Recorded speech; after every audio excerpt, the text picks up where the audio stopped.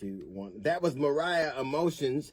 So I've watched 2 days of the January 6th insurrection proceedings. And even though I thought I was fairly well versed on what happened that day, it is even more insidious than I recognized.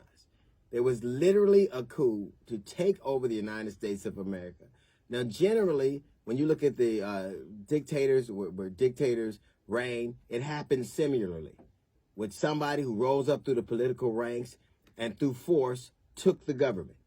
And they were abetted by other people in the government and military, and that is almost exactly what happened here. And have you ever noticed whenever people don't like something, they say it's a farce or a dust-up, or they say it wasn't that big?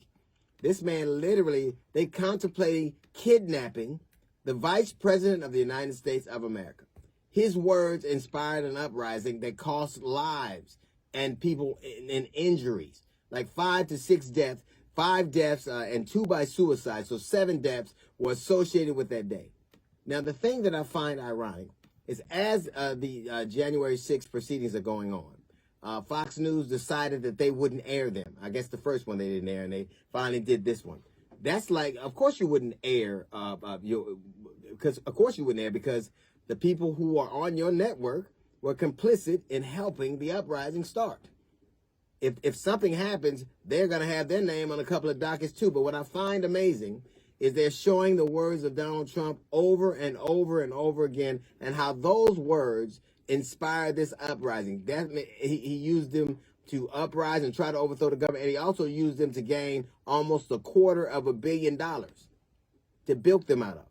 Now, as that happens, as this is going on, there are almost 24 young men in Atlanta in jail right now, and those young men are in the RICO trials. Young Gunner and Thug being the headliners of that event.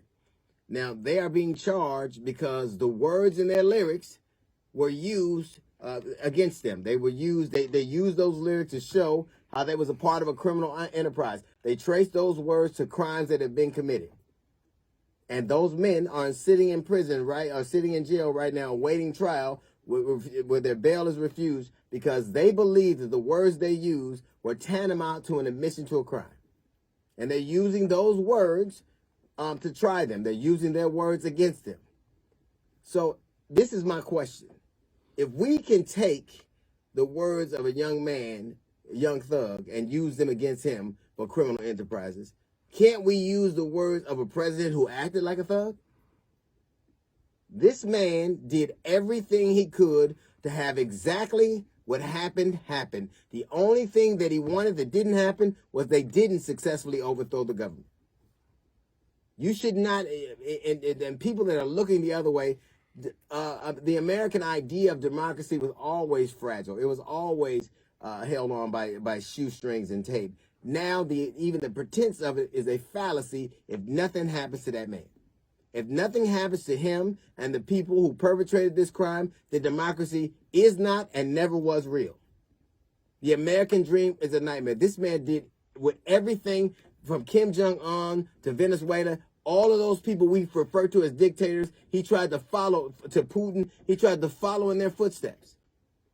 So if we can use the words of a rapper to indict him for a crime, we damn sure could use the words of the former leader of the free world to indict him for one. That's a little note from the GED section. We've got the Jazz Report coming up in 15 minutes. It's the D.L. Hughley Show.